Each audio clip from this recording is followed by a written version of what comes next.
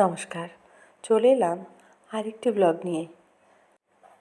আজকের ব্লগে সম্পূর্ণ ব্লগটি যদি আপনারা না দেখেন তাহলে কিন্তু অনেক কিছু মিস করবেন। তো আমি আশা রাখছি স্কিপ না করে পুরো ভিডিওটায় সাথে থাকবেন। দুজন মিলে চলে গেলাম মার্কেটিং করতে। বাড়িতে ঠাকুরের একটা ছোট্ট অনুষ্ঠান রেখেছি, তারই যে সমস্ত জিনিসপত্র লাগবে সেগুলো কেনাকাটা করার জন্য বেরিয়ে পড়লাম। রাস্তায় বেরোতেই শুধুমাত্র অসীম আকাশ বারবার চোখের সামনে আসতে লাগলো।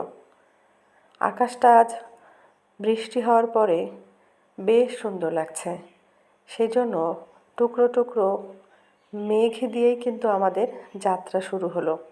মেঘ দেখতে দেখতে মেঘের অপরূপ সৌন্দর্যে মুগ্ধ হতে হতে আমরা কিন্তু মার্কেটের দিকে রওনা দিলাম। এবার ভাবছি যে শুধুমাত্র মেঘ কেন, যারা যাচ্ছে তাদেরকেও তো একটু দেখানো দরকার। তো আমি একটু হাই করে দিলাম।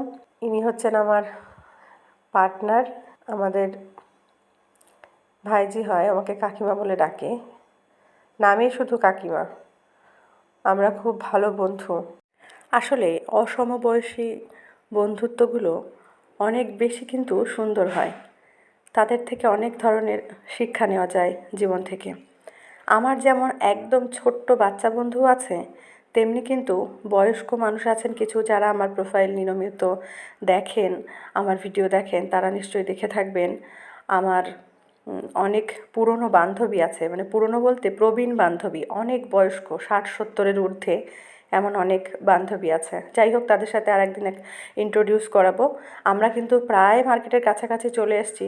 এমন সময় কিন্তু আসলে বলে না, ভাগ্যে থাকলে সব কিছুই হয়। এই দেখুন, রথের দর্শন করিয়ে দিলাম আপনাদেরকে। আমরা কিন্তু স্বপ্নেও ভাবিনি যে রথ দেখতে পাবো। উল্টো রথটা একদিন পরে হয়েছে। আমরা কিন্তু সেই দিনই মার্কেটে গেছিলাম। ভিডিওটা বানানো ছিল, এতটাই কাজের মধ্যে ব্যস্ত ছিলাম যে আর ভিডিও মানে এডিট করে পোস্ট করাটা সম্ভব হয়ে ওঠেনি।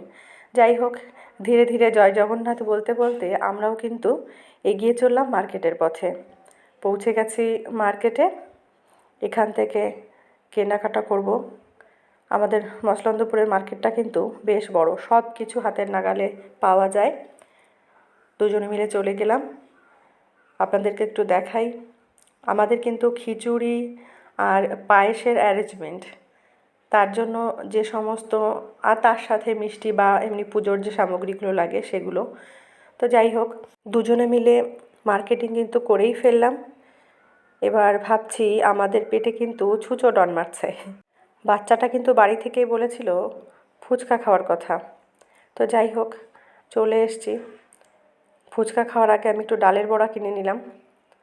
এবার চলে গেলাম ফুচকার দোকানে। এই দোকানের দই ফুচকা কিন্তু অসাধারণ। দই ফুচকা খেয়ে আমরা কিন্তু ধীরে ধীরে বাড়ির পথে এগোলাম। ধন্যবাদ।